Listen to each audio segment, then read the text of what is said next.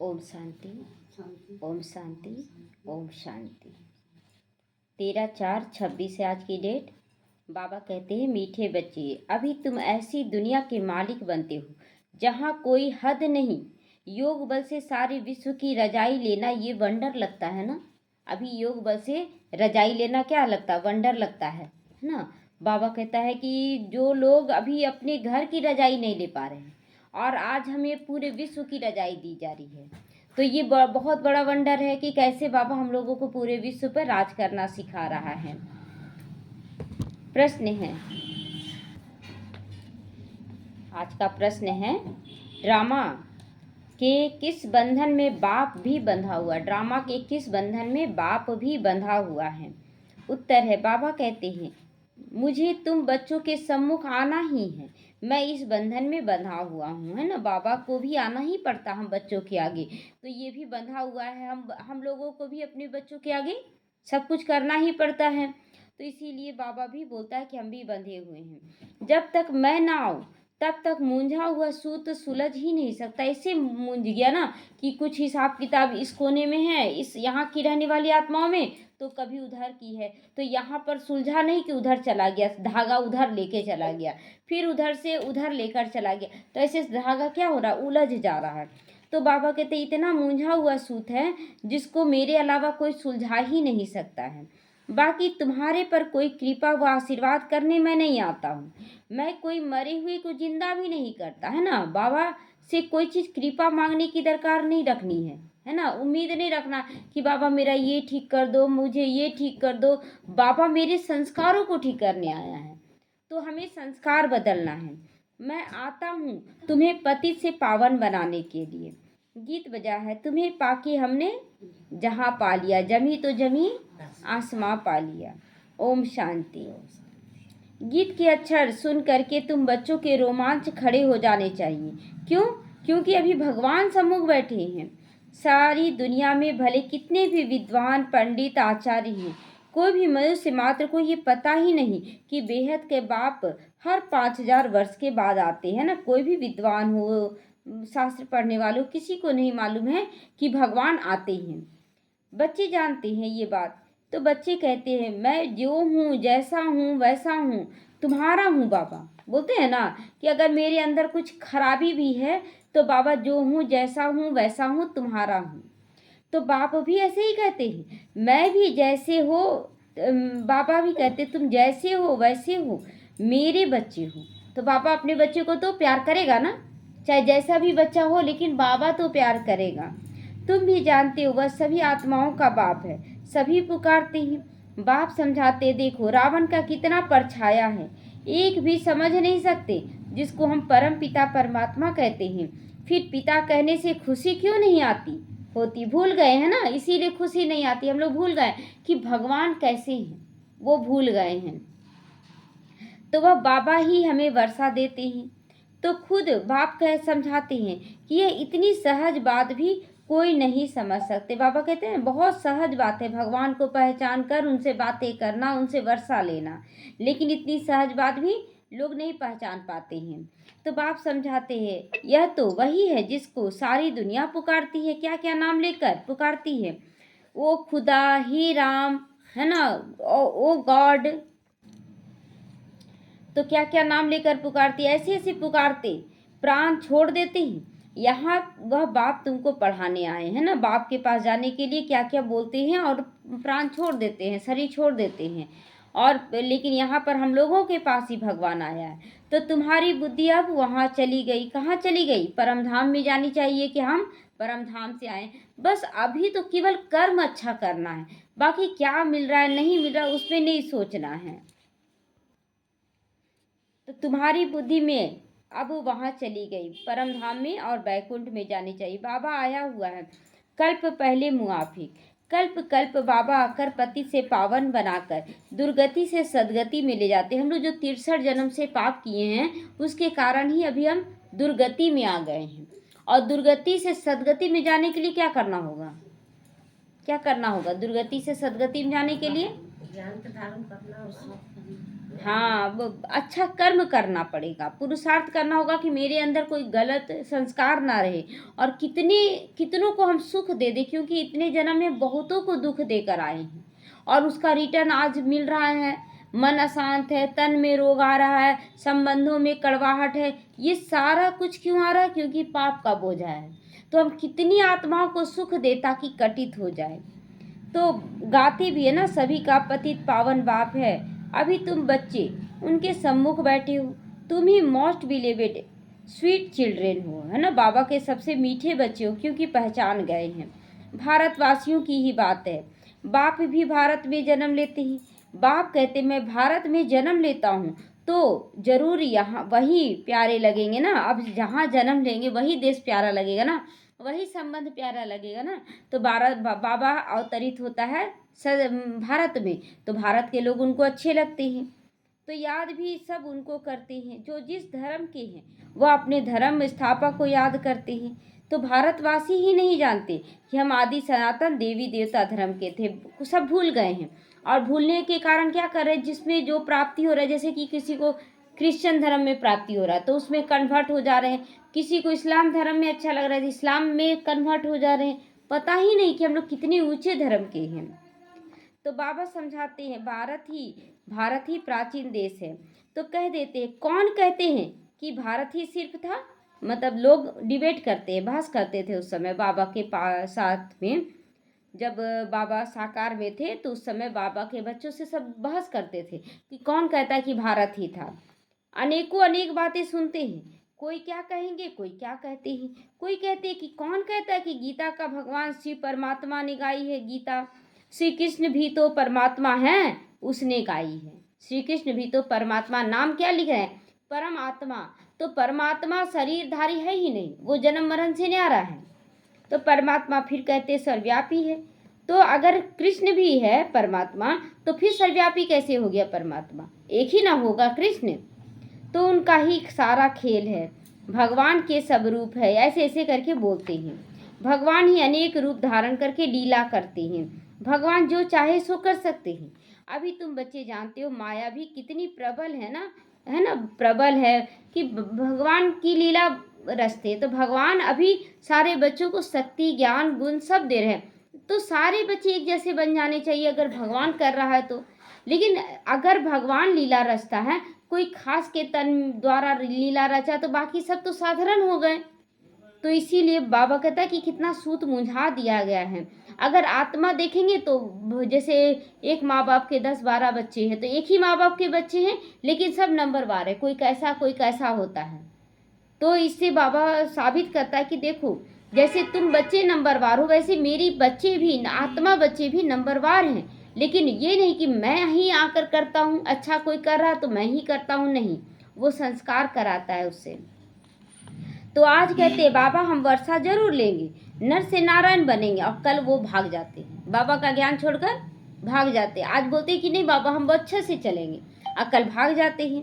कल नहीं होंगे नहीं वो, तुम जानते भी हो कि कितने चले गए, फारकतें दे दिए, धोखा दे देते हैं। मम्मा को मोटर में घुमाया करते थे, आज वो नहीं है ना। जिस समय मम्मा बाबा थे उनको मोटर में मतलब ड्राइवर बन के सेवा करते थे कि हाँ मम्मा है, लक्ष्मी है, मातेश्वरी है बोल के घुमाते थे, और उसके बाद वो आज नहीं है, चले गए। ऐसे अच्छे अच्छे बच्चे भी माया के संग में आकर ऐसा गिरते जो एकदम नीचे गिर जाते हैं। इसीलिए ना निश्चय में ही विजय समाया हुआ है। आप अगर निश्चय बुद्धि नहीं है तो विजय भी हार में बदल जाएगा।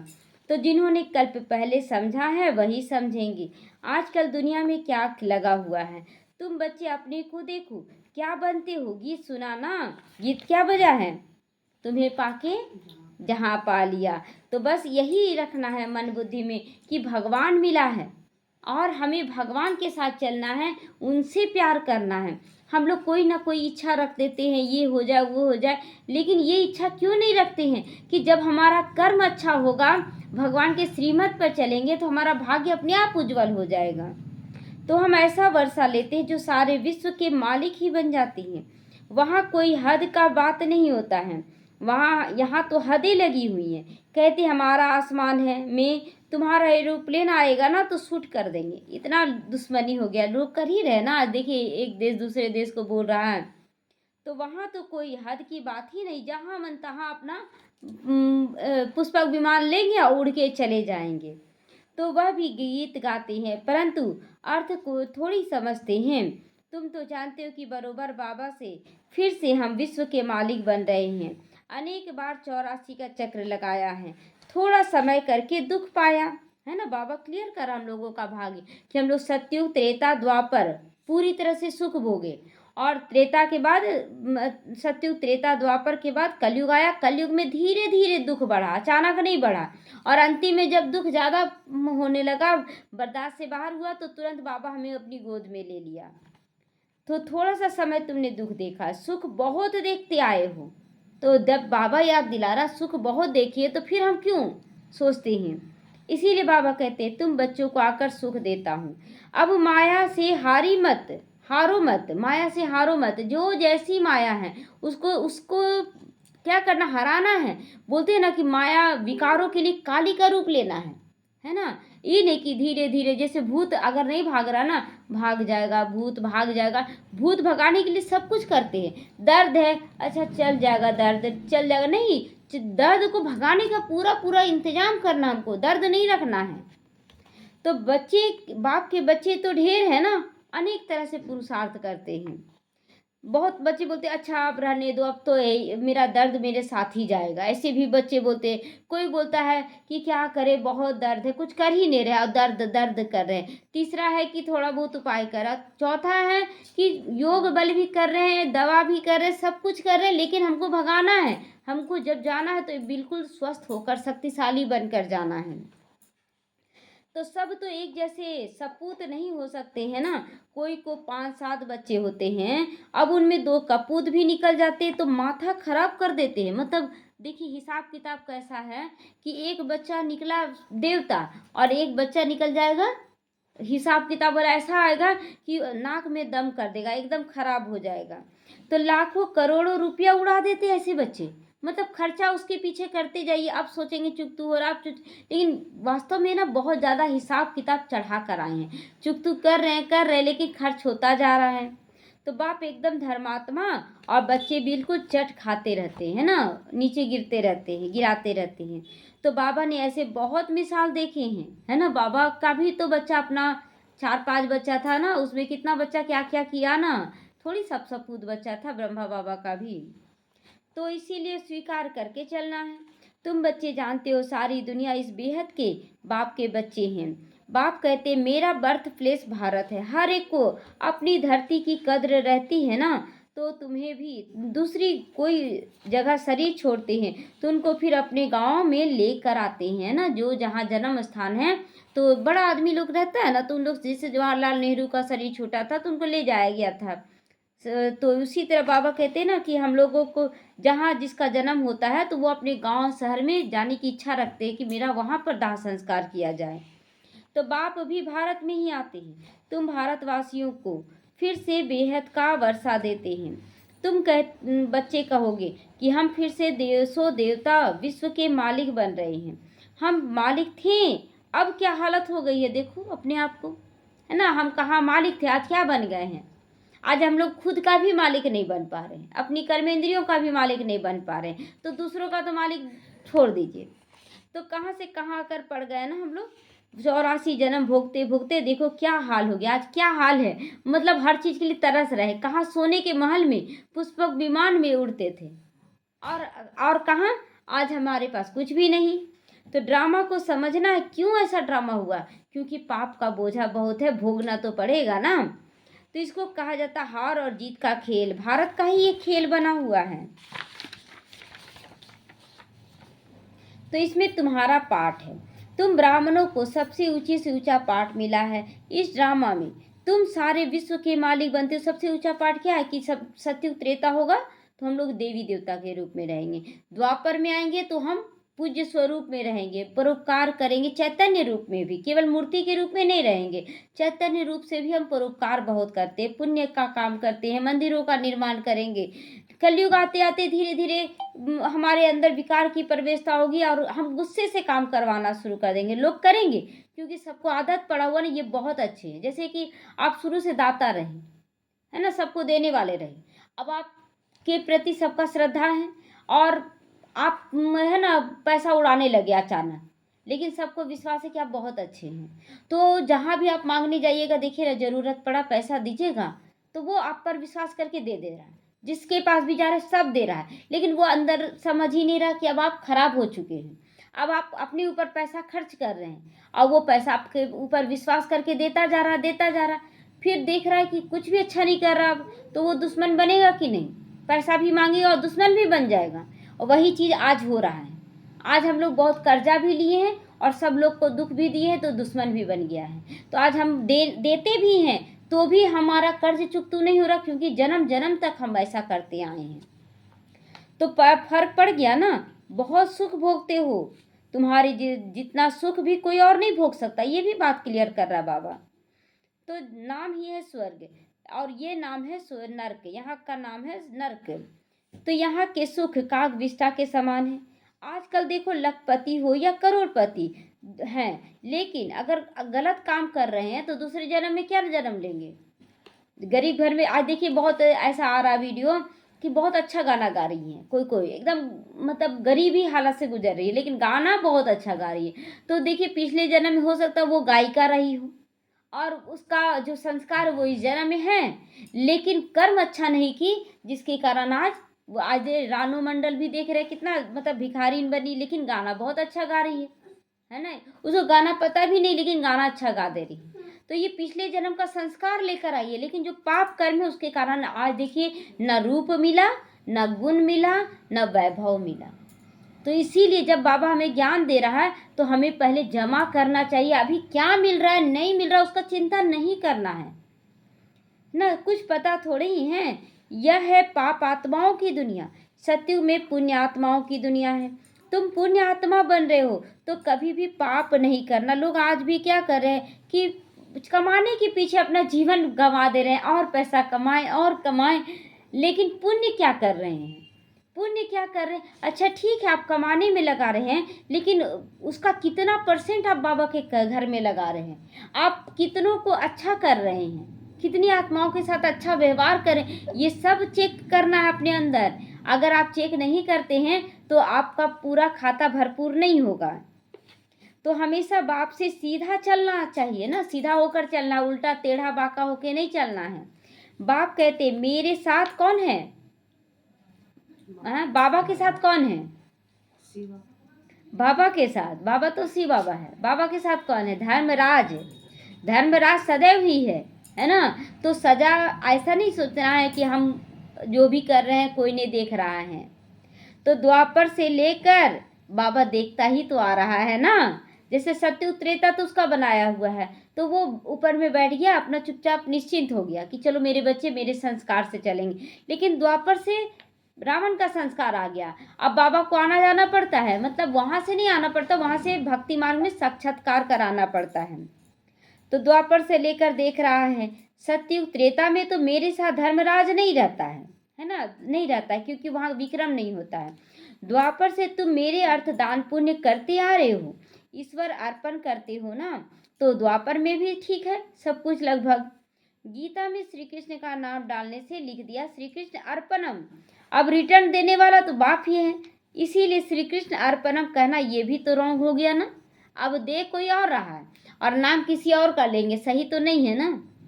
तो ईश्वर अर्पण कहना ठीक है, श्री गणेश अर्पण कहने से भी कुछ नहीं मिलेगा।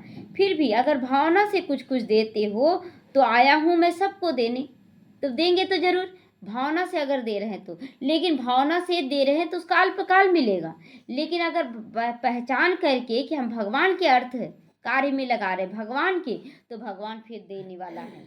तो मुझे तो कोई जानता ही नहीं, तुम अभी बच्चे जानते हो, हम सब कुछ शिव बाबा को समर्पण कर रहे। सब कुछ किसके आगे समर्पण करना है? बाबा के आगे करना है। तो बाबा भी कहते हम आए हैं आपको 21 जन्म का वर्षा देने। अभी है उतरती कला। रावण राज्य में जो भी दान पुण्य आदि करते हैं पाप आत्माओं को देते हैं, है ना। अब जैसे भिखारी को भी खाना खिलाएं, तो खाना खिलाएं ठीक है, लेकिन अगर खाना खिलाते हैं तो ठीक है, लेकिन अगर आप कुछ देते, जैसे कंबल ही दान किए, आप जाकर देखिए गरीबों को कंबल जो मिलता है ना वो बेच देते हैं और जाके शराब पी लेते हैं, क्या सही है? लेकिन अगर आप खाना भोजन सामने में खिलाते तो चलो उसका पेट का भूख शांत हो गया, लेकिन बाकी कुछ भी देते लेते हैं तो किसी न किसी रूप में अगर गलत काम में लगा दिया तो गलत हो जाता है। इसीलिए बाबा बोलता है ना कि पात्र देख कर दान किया करो। तो कला क्या करती है, उतरती जाती, क्योंकि पाप का बोझा चढ़ता। हम बोलते हैं कि हम दान कर रहे हैं, लेकिन दान पात्र देख के नहीं किए, केवल हम अपनी स्वार्थ के लिए किए कि हमको दान करना है ताकि मेरा पुण्य हो। तो ये तो मेरा स्वार्थ हुआ ना, सामने वाला कैसा है नहीं है कुछ परखने की बात नहीं। तो करके कुछ मिलता भी है तो अल्पकाल के लिए, अब तो तुमको 21 जन्म के लिए मिलने जा रहा है, तो उनको कहते हैं राम राज्य। ऐसे नहीं कहेंगे कि वहाँ ईश्वर का राज्य है, राज्य तो देवी देवताओं का है ना। बाप कहते मैं राज्य नहीं करता हूँ, तुम्हारा जो आदि सनातन देवी देवता धर्म था जो अब प्रायः लोप हो गया है, सो अभी फिर स्थापन कर रहा हूँ। तो बाप तो कल्याणकारी है ही, उनको कहा जाता सच्चा बाबा, है ना। इसलिए नाम लगाते पहले क्या लगाते, सत्यम जो सत्य है, फिर शिवम जो कल्याणकारी है, और जो सबके लिए कल्याण करेगा वो सबके लिए सुंदर तो दिखेगा ही। तो तुमको सब नॉलेज दे रहे हैं अपनी और रचना के आदि मध्य अंत की। बाबा तुमको बेहद की हिस्ट्री ज्योग्राफी सुनाते हैं, कितनी जबरदस्त कमाई है, तुम चक्रवर्ती राजा बनते हो। उन्होंने फिर हिंसा का चक्र दिखा दिया है, असूल वह है ज्ञान का चक्र। हमेशा ज्ञान का चक्र बुद्धि में चलते रहना चाहिए, परंतु यह ज्ञान तो प्राय लोप हो जाता है। तुम्हारा यह मुख्य चित्र है, एक तरफ त्रिमूर्ति, दूसरे तरफ झाड़ और चक्र, ये 3 चित्र बाबा हमेशा रखने। त्रिमूर्ति ब्रह्मा विष्णु शंकर, है ना, और दूसरा झाड़, कैसी झाड़ वृद्धि को पाया, और तीसरा है चक्र, चक्र भी याद रखना, स्वस्तिका। तो बाबा ने समझाया है, शास्त्रों में तो कल्प की आयु लाखों वर्ष लिखती है, सूत सारा सूत ही मुंझा हुआ है, बाप के सिवाय कोई से सूत सुलझ ही नहीं सकता है। बाप सम्मुख खुद आते हैं सुलझाने के लिए, कहते हैं मुझे ड्रामा अनुसार आना ही पड़ता है, मैं इस ड्रामा में बंधा हुआ हूँ। यह नहीं हो सकता कि मैं आऊँ ही नहीं, ये तो हो ही नहीं सकता कि भगवान ना आए। ऐसे भी नहीं कि आकर मरे हुए को मैं जिंदा कर दूंगा या कोई बीमारी से छुड़ा दूंगा, ये सब बाबा करने नहीं आया। क्या करने आया बाबा? हाँ, पतित से पावन बनाने आया। तो बहुत बच्चे कहते बाबा हमारे ऊपर कृपा कर दो, बाबा ये ठीक कर दो, वो ठीक कर दो। बाबा ठीक करने आया है क्या? लेकिन यहाँ कृपा आदि की बात नहीं है, तुमने मुझे इसीलिए बुलाया है मैं आशीर्वाद करूं, हमें कोई घाटा ना पड़े।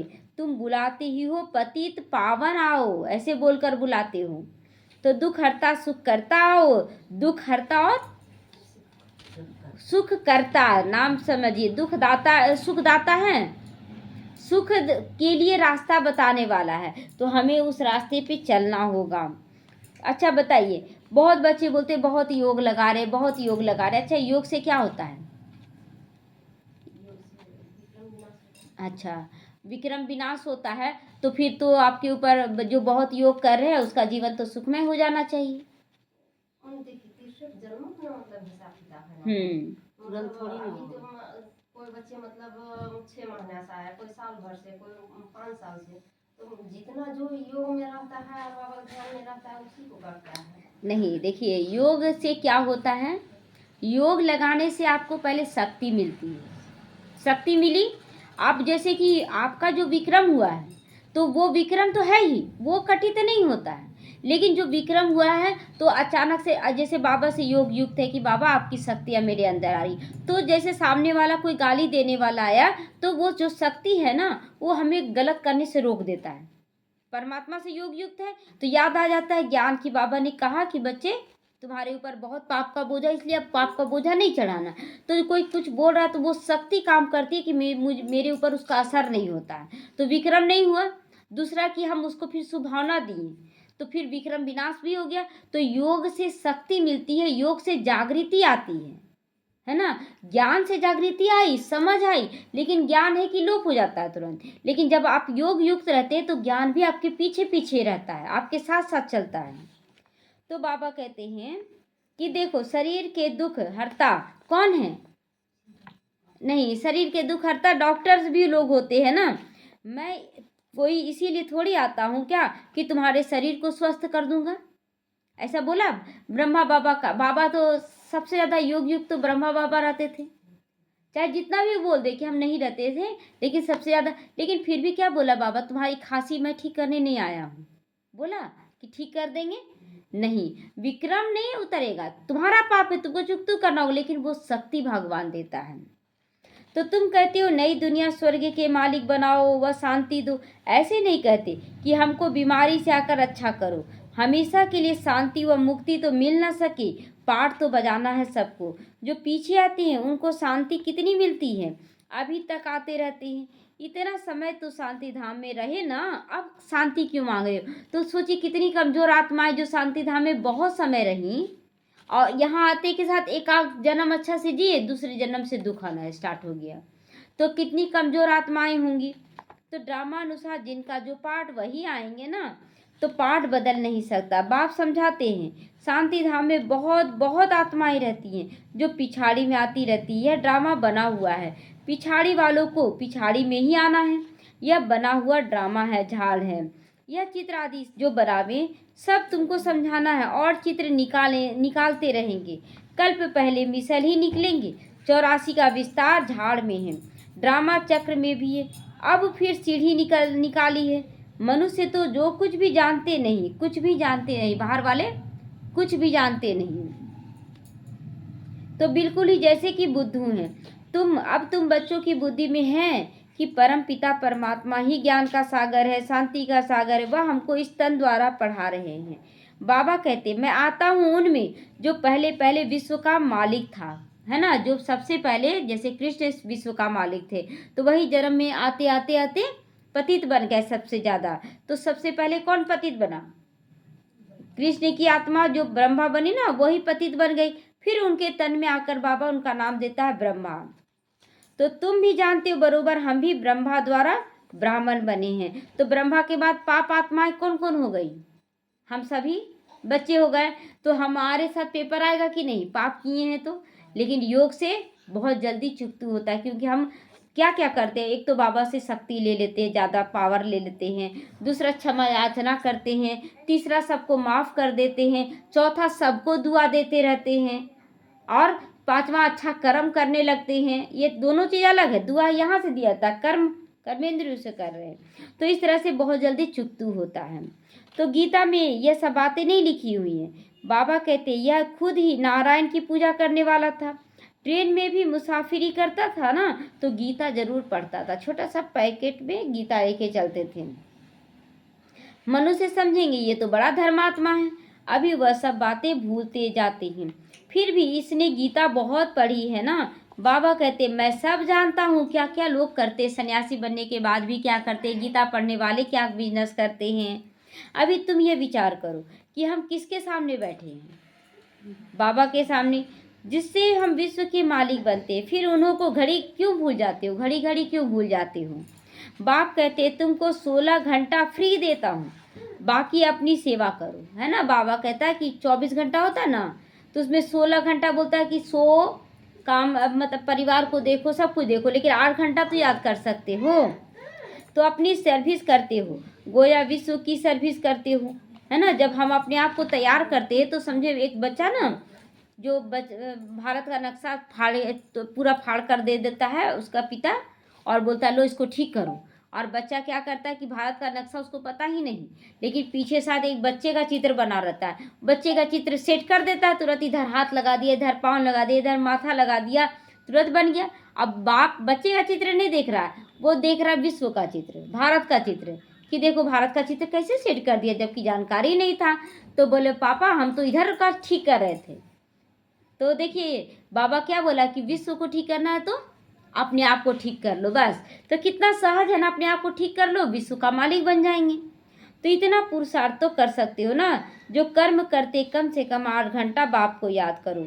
अभी सारे दिन में 8 घंटा याद नहीं कर सकते हैं दिन भर बाबा को, तो वह आप अवस्था जब होगी तब समझेंगे कि बहुत सेवा करते हैं, है ना। बाबा क्या बोल रहे हैं कि वो अवस्था जब होगी तब समझेंगे कि बहुत सेवा आप कर रहे हैं। हमेशा योग युक्त, ऐसे मत समझो कि हम बहुत सेवा करते हैं, भाषण बहुत करते हैं,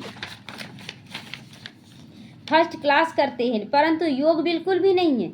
योग की यात्रा ही मुख्य है। बाप कहते हैं सिर पर विकर्मों का बोझा भी बहुत है, इसीलिए सवेरे उठकर बाप को याद करो। 2 से 3 तक, 2 से 5 तक फर्स्ट क्लास वायुमंडल होता है। 2 से 5 तक एकदम अच्छे से योग करना है। आत्मा रात को आत्माभिमानी बन जाती है ना। आत्मा रात को आत्माभिमानी मतलब जब सो जाती है तो शरीर तो सोया हुआ है, आत्मा जगी हुई है, तो जिसको नींद कहा जाता है। इसीलिए बाबा कहते हैं जितना हो सके बाप को याद करो। अब बाप कहते हैं मन मना भाव, वह है चढ़ती कला का मंत्र। ये है चढ़ती कला का मंत्र, मन मना भाव। अच्छा, मीठे मीठे सीखी लदे बच्चों प्रति माता पिता बाप दादा का याद प्यार और गुड मॉर्निंग। रूहानी बाप की रूहानी बच्चों को नमस्ते। हम रूहानी बच्चों की रूहानी माता पिता बाप दादा को याद प्यार, गुड मॉर्निंग और नमस्ते। नमस्ते, शुक्रिया बाबा, शुक्रिया। ओम शांति। धारणा के लिए आज मुख्य सारे विश्व बाप से सीधा और सच्चा होकर चलना है। सीधा भी और सच्चा भी होकर चलना है। कल्याणकारी बाप के बच्चे हैं, इसीलिए सभी का कल्याण जरूर करना है। इस सपूत बच्चा बनना है। कर्म करते भी कम से कम 8 घंटा याद में जरूर रहना है। याद ही मुख्य है, इससे ही विक्रम का बोझा उतरना है ना। विक्रम का बोझा कब उतरेगा? जब दिन भर हम याद की यात्रा में बाबा क्या कहा, केवल बाबा बाबा याद नहीं है, बाबा के साथ ज्ञान याद करेंगे कि बाबा ने आज क्या करने को कहा, और फिर उसको जीवन में अप्लाई करते हैं, तब जाके हाँ फिर पता चलता है कि हमसे क्या क्या गलतियां हो रही हैं। तो फिर गलतियां निकलती जाती है, तो कल्याण हुआ कि नहीं याद की यात्रा से। याद में जब रहे तो विक्रम नहीं होगा। वरदान है दाता बनकर हर सेकंड हर संकल्प में दान देने वाले उदार चित्र महादानी बनो। आप दाता के बच्चे लेने वाले नहीं हो, लेकिन देने वाले हो। हर वक्त जितना आप देंगे उतना आप भरपूर होते जाएंगे। तो यहाँ पर क्या है नियम? देने से ही आपका बढ़ेगा। अगर आप रखे रहते हैं, तन को नहीं लगा रहे सेवा में, मन को नहीं लगा रहे, धन को नहीं लगा रहे, समय को नहीं लगा रहे, तो फिर आपके पास कैसे अच्छा समय आएगा। तो इसीलिए दाता बनना है, लेवता नहीं। हर सेकंड हर संकल्प में देना है। जब ऐसे दाता बन जाओगे तब कहेंगे उदार चित्त महादानी। ऐसे महादानी बनने से महान शक्ति की प्राप्ति स्वतः हो जाती है। लेकिन देने के लिए स्वयं का भंडारा भरपूर रखो, है ना। कैसे भरपूर रखेंगे? जब योग से हम शक्ति लेंगे तभी ना दूसरों को हम दे पाएंगे। तो जो लेना था वो सब कुछ ले लिया, बाकी रह क्या गया? क्या लेना था? ज्ञान गुण शक्तियां लेना था ना, वो ले चुके। अब क्या रह गया? तो देते जाओ ना।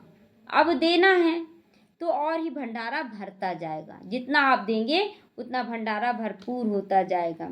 स्लोगन है हर सब्जेक्ट में फुल नंबर जमा करनी है तो गंभीरता का गुण धारण करो। बहुत शांत चित होकर चलना है, ज़्यादा बोलचाल में नहीं, गंभीरता को धारण करना। अव्यक्त इशारे। महान बनने के लिए मधुरता और नम्रता का गुण धारण करो। नम्रचित आत्मा बहुत ही सुखदायी बन जा सकती है, लेकिन अभिमान नम्रचित बनने नहीं देता है, झुकने नहीं देता है। अहंकार बोलता है ना कि बार बार तुम ही झुकोगी क्या। बच्चों के आगे झुकते हैं कि नहीं? झुकते हैं ना। वो चाहे कितना भी गलत करे फिर झुक के उसको खाना पूछते हैं, उसको ये चाहिए वो चाहिए। तो फिर सारा विश्व हमारा बच्चा नहीं है क्या? तो झुकेंगे सबके आगे, तो है ना, सबके आगे झुकेंगे। कोई कैसा भी कर रहा है तो झुकेंगे जरूर। नम्रचित नहीं तो सेवा हो नहीं सकती है, सेवा नहीं हो सकती है। सेवाधारी की विशेषता सदा नम्रचित है। विशेषता क्या है? नम्रचित होकर चलना। स्वयं झुका हुआ होगा तब तो औरों को झुका सकेगा। कौन झुका सकेगा? जो खुद झुकेगा। बार बार जब अच्छा करने लगते हैं किसी के साथ तो सामने वाले के मन जरूर विचलित होगा कि हम अच्छा नहीं कर रहे, अब हमको भी अच्छा करना चाहिए। तो जितना नम्रचित होंगे उतना निर्माण बनेंगे, मतलब दूसरों को तैयार करने का लक्ष्य रहेगा। तो जहाँ निर्माणता होगी वहाँ रौब नहीं आ सकता, रूहानियत होगी। जैसे बाप कितना नम्रचित बनकर जाते हैं, ऐसे फॉलो फादर हमें भी फॉलो करना है कि हमें बहुत ही नम्रचित होकर चलना है। ओम शांति।